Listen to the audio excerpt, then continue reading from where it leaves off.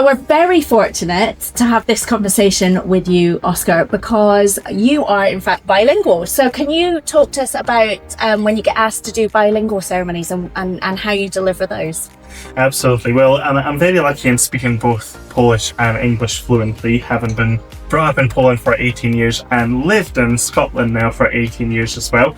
I do get asked to support a lot of Polish families in the community here, whether that's a Polish-Scottish wedding or just a Polish family who have got a lot of English-speaking guests attending the wedding as well. And it very much varies between the weddings. Some weddings want the entire service translated into both languages.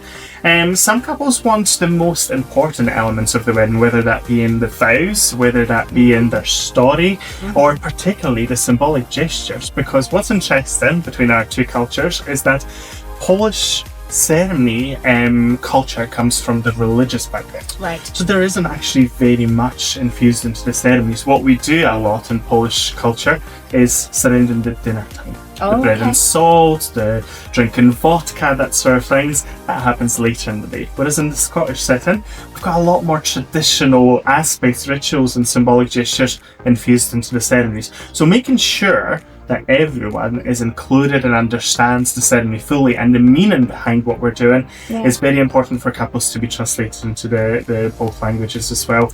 But yeah, we do infuse a lot of those later dinner traditions at the ceremonies in Scotland as well, because that's the best way to infuse both cultures. Exactly. And it's actually a really good segue into my next question for you, which is actually that we have a lot of couples who come from a religious background but have chosen a humanist wedding for their wedding because it's their own personal choice, which is great.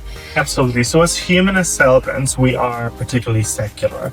And that's the approach that we take. It's a humanist aspect, but also personal choice for many of us as well. Quite right. And there's ways to adapt the religious connotations of a symbolic gesture. Sorry, I've had it when I had a Hindu wedding, a Hindu bride, and they exchanged something called a har, which is a floral garland. So after we'd done the vows, they exchanged floral garlands, and there's nothing religious about that. That's just cultural.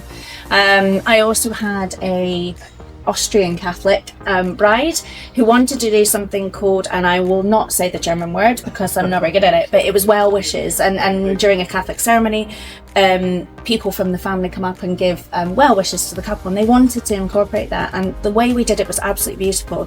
They had a hand fasting, so they had their hands together, and we had a representative from the bride's family, from the groom's family, and from their friends, and each one gave a well wish to the couple about their future and tied a knot.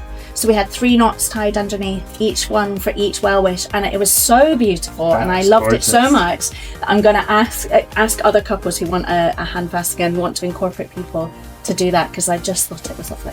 That was really nice. That reminded me of another one. It was a Norwegian Polish couple, and it was red, blue and white, and they did the intertwining as well. That's a brilliant idea. Yeah, it works so beautifully as well. One thing that just popped into my mind, marrying a couple in October in Glasgow, and the bride is Scottish, the groom is from India originally, actually some family even from Nepal as well, and he got engaged by Taj Mahal.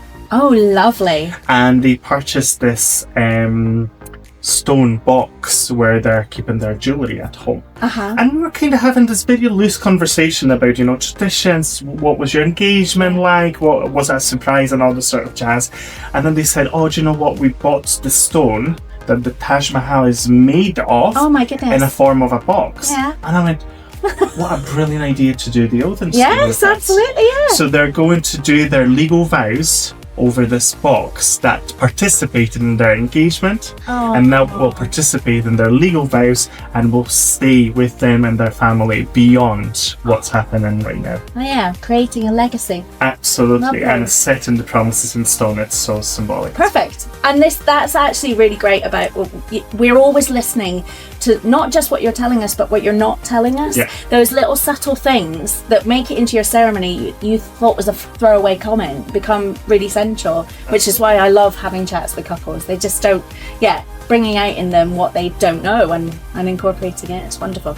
Absolutely. We love working with couples and different cultural backgrounds. Exactly. You learn something every single ceremony without fail. Absolutely.